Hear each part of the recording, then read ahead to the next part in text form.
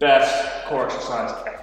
All right, today we're gonna give you a breakdown on the dragon flag. This is a fantastic exercise, but it's really hard. So we're gonna outline the proper technique for the movement, discuss common mistakes with it, review a progression so you can go from not being able to do one to crushing one, as well as outline a few different variations of the movement.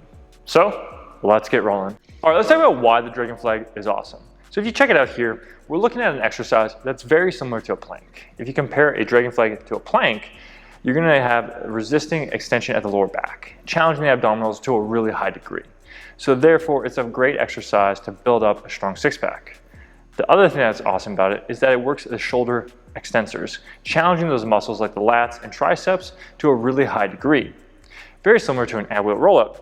But if we compare an ab wheel rollout to a dragon flag, one thing that makes it a little bit better is that in a classic ab wheel rollout, you get into really far shoulder ranges that can often limit people from challenging their trunk to the full degree. That's where the dragon flag shines, because you stay in a more neutral range and you can really focus on your abs. Let's break down the technique. First thing you gotta know is how to grip, because it's a very key characteristic of the dragon flag. Now you wanna have something that's gonna be stable, not move on you.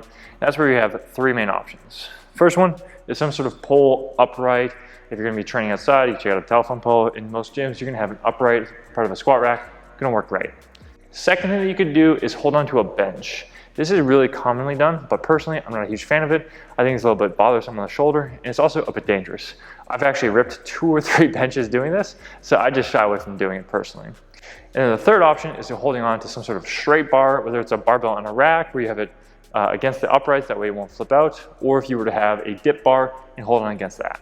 Now the next thing that you want to do is have some sort of a bench or a pad on the ground. Ideally that way it's a little bit more cushion on your shoulders, since you're going to be challenging your shoulders to dig into the ground very hard.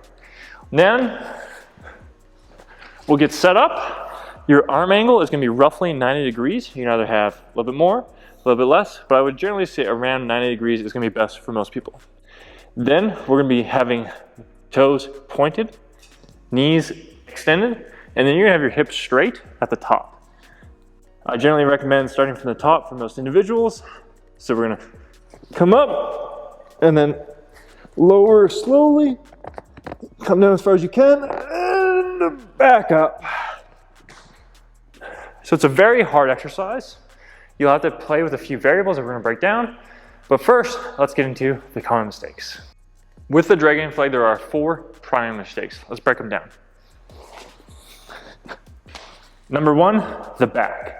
We want to have the abs engaged, so this is going to put us into a slightly flexed position of the spine. So when you go up, you're going to be fighting that the whole time. What will commonly happen is as you're coming down, people will arch their back instead of maintaining that position, because it actually lets tension off the abs. So you want to come up, keep that, not arch, and lose that. So keep that tension the whole time. Think about doing a mini crunch as you go down. Second mistake is bending the hips at the start. So when you're at the top and you're initially lowering, you want to have hips straight, not come down like this. Different exercise. Those are called hip pulses. We're going to emphasize keeping the hips extended, maintaining that position as you come down for the full dragon flag.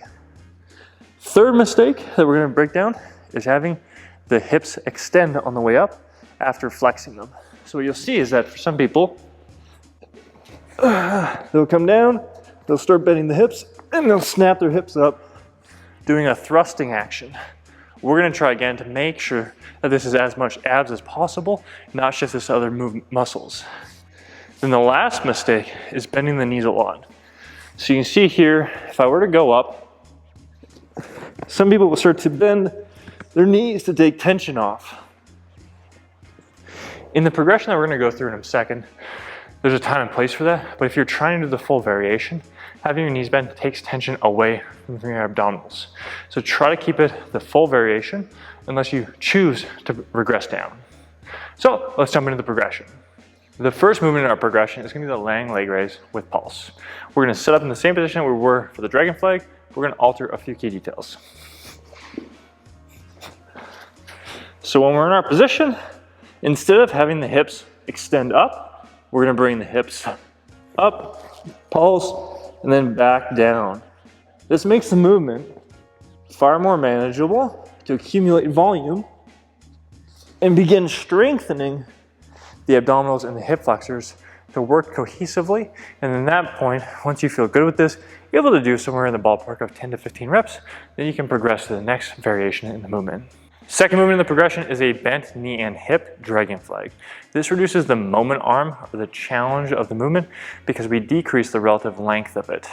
So we set up here, same position as before, but now instead of having our legs out, we're gonna bring them in. So you're gonna bring them in, lower down nice and controlled. If you can get the whole way down, do it, and then back up. As you're going through the movement, try not to have your back arch and flex. You're gonna try to maintain that position, lower down, come back up, and keep your hip and knee angle relatively the same throughout. Now we're gonna progress to the one knee tucked dragon flag. What this does is it decreases how much resistance we have out. So you essentially are in between a regular dragon flag and the one that we just did with the bent knee and hip. So we're gonna keep one knee and hip bent and have the other leg extended. So we'll set up the same, and then you'll be here, coming up, lowering down, and then back up. Then you can switch legs.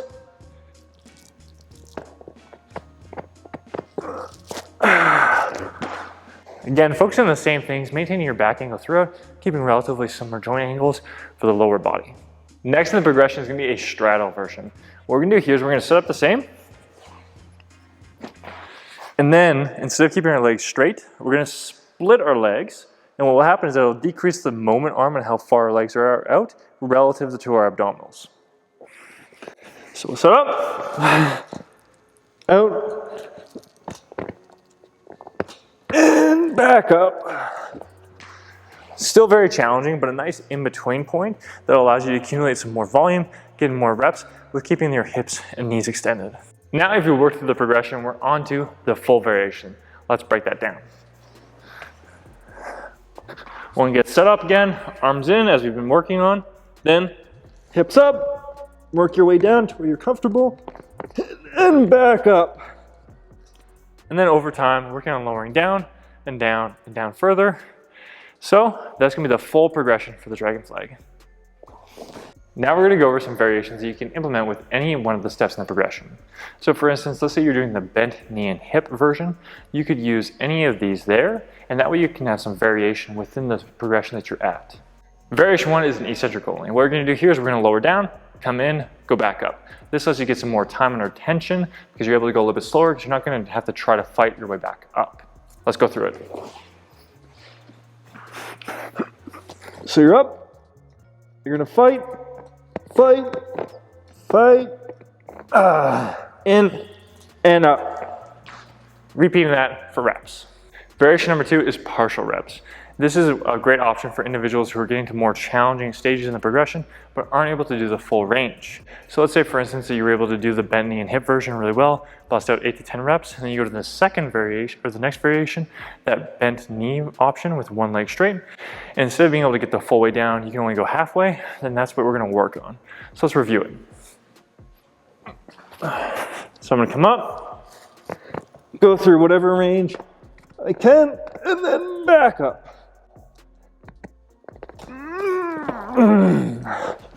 Doing my full set within that available range, trying to increase that gradually over time. Variation number three that we're gonna look at is gonna be the iso hold. What we're gonna do for this is we're gonna lower it down to a point at which you think you can stop relatively the hardest spot right before you crash down, and you're gonna hold.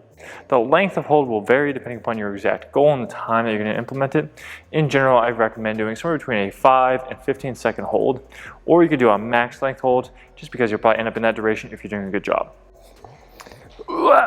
So we check it out, go up, come down, and then hold.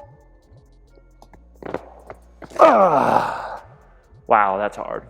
All right, the last variation that we're gonna look at are extension reps. I got this from my friend Shauna Dare, and what you do here is you come into a more bent position, so you have your hips and knees bent, and then you shoot out to a more extended position. This is a very challenging option, and I'd say the most challenging variation that you can do. Let's check it out. So again, set up as normal. Instead of going up to the top and starting, get in, and then resist. And obviously, as you shoot out lower and lower, the higher challenge that there will be. Let's summarize. The dragon flag is an awesome core exercise, heavily demanding on the abs. If you want to do the movement, make sure you follow the technique that we outlined. That way you get the maximum effect to challenge those abs and build them up to the best degree possible.